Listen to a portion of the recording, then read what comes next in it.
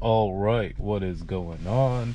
All right, in this video we're going to do a quick Autopark self-driving done by the Tesla. So when you see the P pop up in the parking lot, you just click it, shift to reverse, and hit start. So here we go. All right, starting off with a nice clean swipe. All right, looks like it selected its parking spot next to the truck here. And let's see how long it takes, actually. Not just that, I mean, if you have issues with reverse parking, you know, sometimes even parallel parking, it's nice to know that your car will do it for you.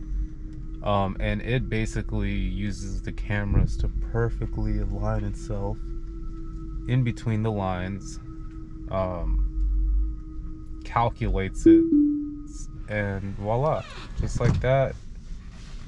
Sets the emergency brake for you, which if a lot of people doesn't know, to set the emergency brake, first you just click it once to put it in park, but to set the emergency brake you just simply hold it down, and you'll notice now the emergency brake is set, and voila, just like that, we're parked, as you can see, evenly in between the two lines nicely. It will actually do parallel park as well too if the spots are marked out, and it does a really great job when it does detect the parking. As I'm told, this only works with ultrasonic sensors for now, but I'm pretty sure Tesla's gonna send an update to everyone with hardware 4 and everyone without ultrasonic sensors soon, so that they get Autopark and Smart Summon as well.